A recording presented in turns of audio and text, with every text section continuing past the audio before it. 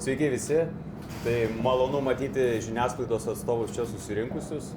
Matyti prieš kurį laiką nebūtumėm pagalvoję, kad padelis gali būti toks populiarus ir galime sulaukti mūsų televizijos gigantų čia padelio klube Mostai. Tai smagu, džiaugiamės už tai. Padelio tenisas šiandien yra viena populiariausių sporto šakų Lietuvoje. Kasdien turime vis naujai atsirandančių žaidėjų, steigiasi nauji padelio klubai, atsidaro naujos padelio arenos. Tai matant tą populiarumą, nusprendėm startuoti ir pradėti testinį Pro X Padel turnyrų etapų sezoną, kuomet iš principo turėsim tuos 6 etapus turnyrus, kur varžysis, kaip Giedrius ir pristatė, tiek patys stipriausi A lygos Lietuvos žaidėjai, tiek mėgėjai, kurios iš principo kviesime dalyvauti, nesvarbu, ar tu pradėjai prieš mėnesį, ar prieš pusę metų, ar jau 5 metus sportuoji padelio tenisą. Tai žiūrint į tai, kad A lygos kovos vyktų dar labiau įnirtingiau ir tas azartas virtų žaidėjų galvose, kraujyje, įsteigėm 10 000 eurų prizinį fondą, dėl kurio žaidėjai varžysis pusmetį ir iš principo su rytdienos startu mes užbaigsim gegužės mėnesį ir turėsim finalinį 6 etapą. Tai visa tai matyt negalėtų įvykti be mūsų pagrindinių rėmėjų, tiek Mostai padelio klubo, tiek Kazino Admiral, kuris yra generalinis mūsų turnyro rėmėjas, ir nuoširdžiai dėkojam jiems, džiaugiamės, kad jie tiki mumis, tiki padeliu ir prisideda prie šios sporto šakos populiarinimo Lietuvoje. Ir jau taip simboliškai norėsime įteikti Evaldui Inčikui, generaliniui direktoriui, marškinėlius. Jo, tai įteikėm Evaldui oficialius A lygos žaidėjų marškinėlius, kurie simbolizuoja, kad mes ryt startuojam su padelio lyga ir su Pro X padeliu populiarinimu Lietuvoje. Atsistokit. Malonu. Oskarai, ačiū tavai. Ačiū jums. Šauniai, tikrai. Dar biškai palaikykite, Evaldai, jau taip biškai, kad padarytų nuotraukų. Oskarai irgi atsisuk.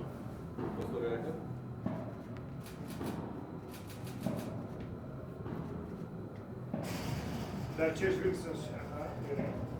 Visų pirma, tai ačiū labai, kad pakvietėt, smagu matyti tiek žiniasklaidos atstovų, tai ir yra viena iš priežasčių, kodėl prisidėjom, populiarumas padelio tikrai auga.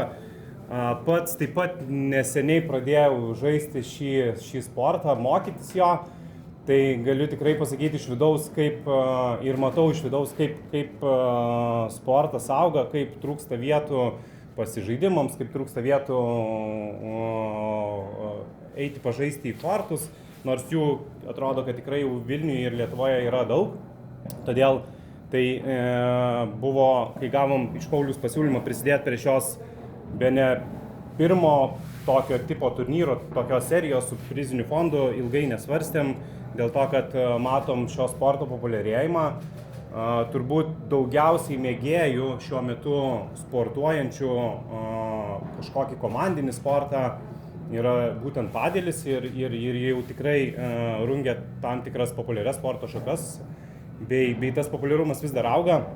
Todėl gavę tą pasiūlymą, kaip ir minėjau, ilgai nesvarstėm bei nusprendėm prisidėti visų pajėgumu ir tikrai to džiaugiamės. Matom, kaip profesionaliai kolegos dirba ir net nebejojam, kad visi turnyrai praeis puikiai ir tikimės, kad tikrai gali net išaugti į kažkokius tarptautinius turnyrus su galbūt kviestinėmis padelio žvaigždėmis, koks manau tikslas finale ir yra. Tai turbūt tiek.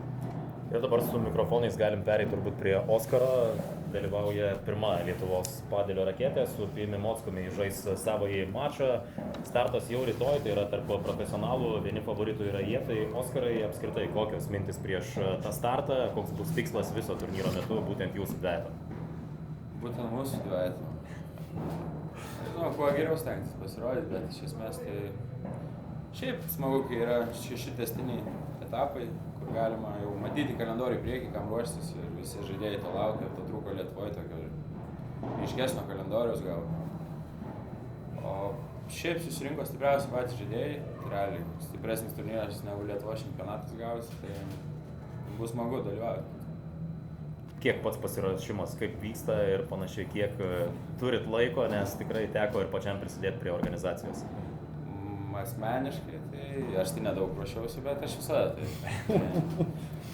tai čia gal kažkiek staigmena visiems, bet kiek žinau, kiti žaidėjai gerai pasiruošę yra, tai bus įdomu varžyti su jais. Skaičiuojat, kiek tų žmonių šiuo metu sportuoja, nebūtinai profesionaliai, kiek mėgėjų, kiek tų arenų yra ir kokia ambicija apskritai turėti tą lygą galiausiai išaugsiančią, ar yra ambicija keliauti į užsienį turnyro nugalėtojai, kokie tie ateities planai?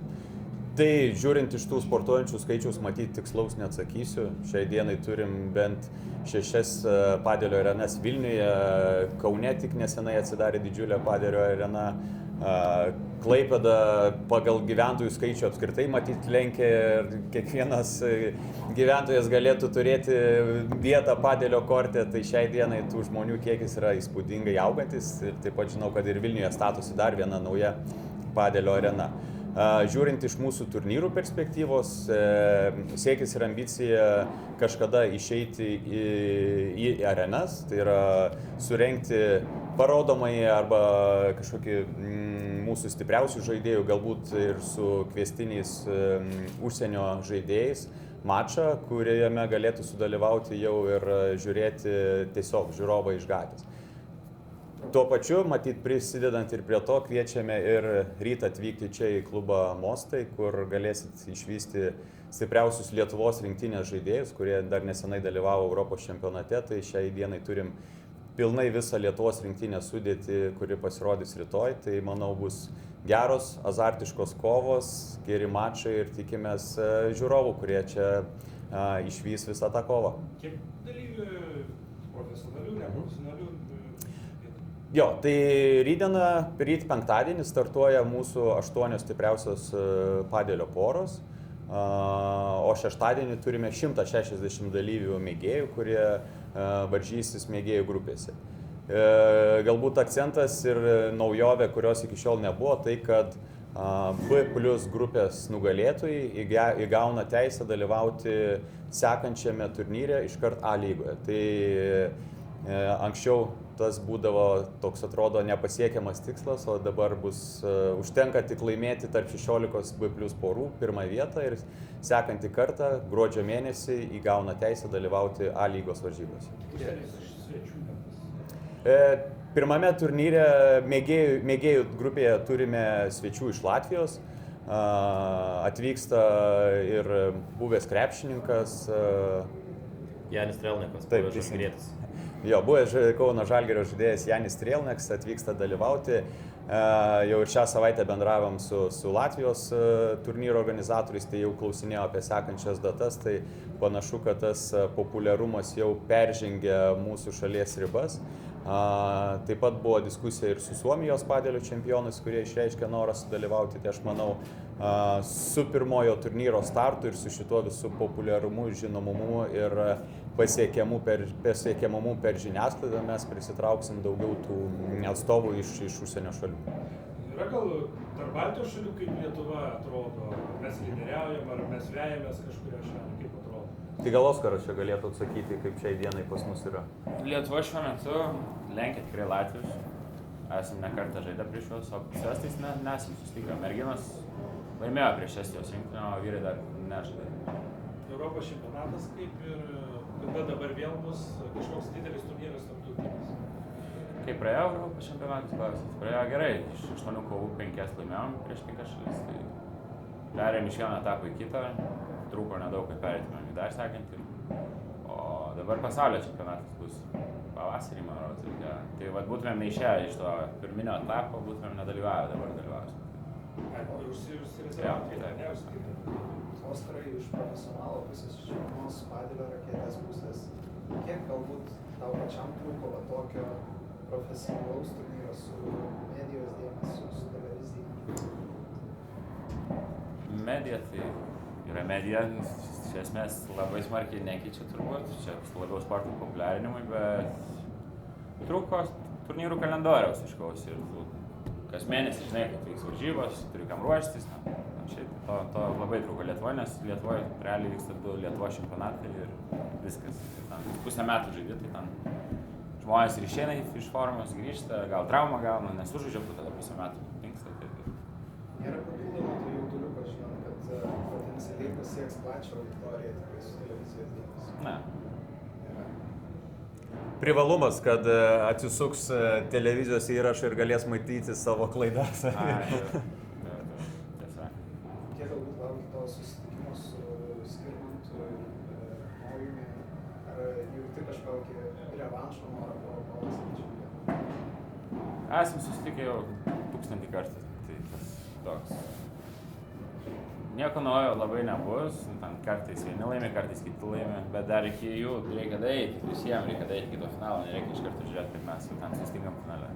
Pastaruoju metu tikrai smarkiai plečia tą sporto rėmimą, ar ne, ir sporto žiniasklaidoje, ir Šiaulių klubo. Kokia galbūt jūsų plačiai yra ta ambicija, noras, perspektyva žiūrint tą sporto rėmimą pusę? Vienareikšmiškai, kad ir norime toliau plėsti pagal galimybės, tai sieti savo su prekinį ženklą, su sportu yra tokia mūsų bendrinė strategija, kadangi esame tarptautinis prekinis ženklas ir vadovaujamės tą gerąją praktiką ir kitų šalių. Tai duoda vienareikšmiškai, tai duoda naudos, mes to ir siekiam, bet yra ir kita pusė. Smagu būti sporto dalimi, smagu prisidėti prie kažkokių didesnių dalykų, kaip pavyzdys ir šis turnyras, tai tikrai džiaugiamės būdami dalimi to, kas dabar tik tais prasideda ir galbūt ateityje išaugs į daug didesnį reikalą ir išplauks į daug didesnius vandenis. Tai lygiai taip pat yra su Šiaulių krepšinio klubu. Visi matome, kaip šiemet sustiprėjo komanda, kokį žingsnį dėjo į priekį, tai lygiai taip pat ir čia norime pradėti galbūt nuo mažesnių dalykų ir kartu su jais patys augti, auginti savo prekinį ženklą ir būti dalimi tame kelyje, o ne iš karto eiti prie kažkokio tai didelio projekto ir jau tik tais rinktis tas naudas. Tai mes turim tokią strategiją, kad norim būti šalia ne mėnesį, ne metus, o kartu dalyvauti ilgesnį laiką. Tai matyt, čia pagrindinis galbūt nuostaba arba iššūkis, tai vat būtent tas medijos dėmesys. Mes prie to nepratę, visad buvom tokie savo bendruomenė, kur daugiau mažiau žinome vieni kitus vardais, pavardėm ir bičiuliškais santykiais. Tai vat šitoj vietoj galbūt nauji papildomi iššūkiai, darbai, pritraukti tą mediją, pasidalinti tai, ką norime pasakyti, ištransliuoti tą žinutę medijos atstovams. Tai čia matytas. O žiūrint pagal tai, kaip greit susipildė mėgėjų grupės, tai aš manau, kad jau gruodžio mėnesį mes tą turnyrą turėsim plėsti ir daryti per 3 dienas, ne per 2, nes panašu, kad nesutalpinsim visų norinčių sudalyvauti.